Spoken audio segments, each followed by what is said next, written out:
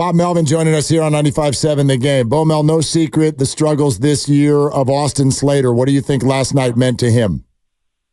Yeah, it was huge for him. I mean, to get a game winner and a walk-off like that, especially against, a righty, which he typically doesn't play against, that's big for him and his confidence. Now, it's not a ton of at-bats. So, he's had some injuries, had an uneven spring, came back a little late, and then had the concussion. And so it hasn't really gone smoothly for him. Consistent at-bats are big at the big leagues, and he really hasn't gotten them. So, his at-bats have looked better here since he's come back the last time.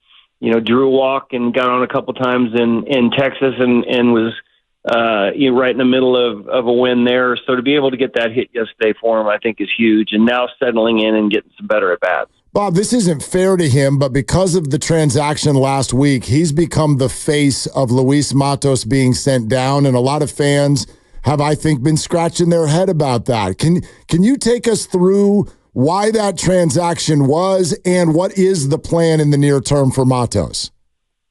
Look, Luis Matos is going to have a long career for us, and I don't know where we'd be without him. For that period of time, he was player of the week. He was as hot as anybody in baseball, and it was huge for us. So he's a part of this team right now, even though he's not here. You got to make some tough decisions sometimes. He slowed down a little bit, obviously. He can get a little swing happy at times. That the key for him is going to be able to shrink the zone, draw some walks, and get good pitches to hit. But he's a terrific talent, and he's going to be a giant for a long time. It's a little unfair with Slate early on, not getting a ton of at-bats and being, not being healthy and so forth, getting off to a slow start. And then when, Luis has such a big couple weeks, there's some tough decisions need to be made.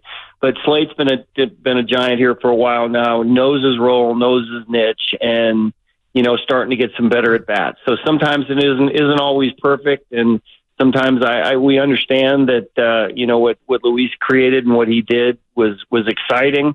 But again, he's going to be back here at some point in time, and like I said, he's going to be a giant for a long time. Yeah, Skipper, you've been a manager for a long time. I mean, the injuries that you guys had, so many of them all at once, all of a sudden your organizational depth is getting exposed and you got a lot of young guys that are getting the job done. Maybe you can touch on that a little bit. Like, the goal is to tread water till the cavalry gets back, right? It is, and nothing's been perfect here for us. We've been exciting and fun to watch at times. We've been not so much, early in the season.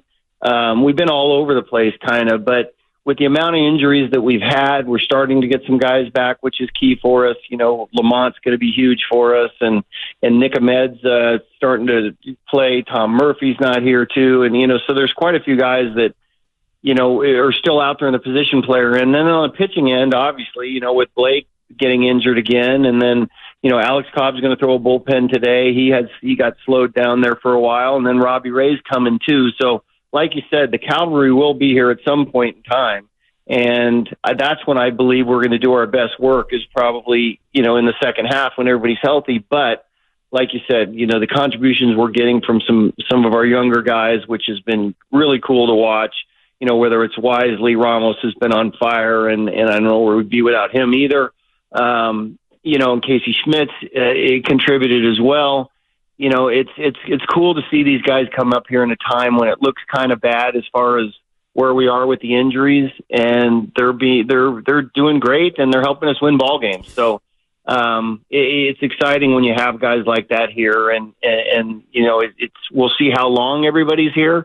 But like you said, we're playing decent baseball at times, and you look at the division, you look at the wild card and how many teams are involved, it's almost like a horse race where everybody's kind of posturing and getting themselves into position. And where we are right now is not a horrible place to be.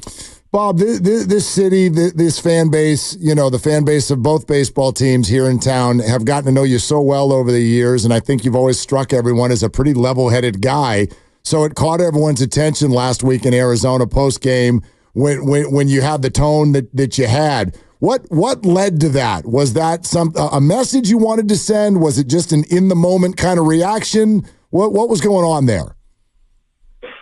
Well, you get to a point where you get frustrated and your emotions come out, and sometimes the team needs to hear stuff. So, it's happened a few times this year. I don't necessarily, tell everybody what's going on behind closed doors all the time. But, it's just everybody gets emotional at times, and it has to come from a place that, isn't choreographed, or, it just has to come true emotion. And sometimes you get a little upset, and, you see how your team reacts to it. So it's happened a few times this year, but we've had, discussions as a group, I think, that are healthy. We have hitters meetings every day. We, prepare for games with our pitching group too. So there are a lot of guys around here that have some leadership qualities, and our coaching staff is always at the forefront.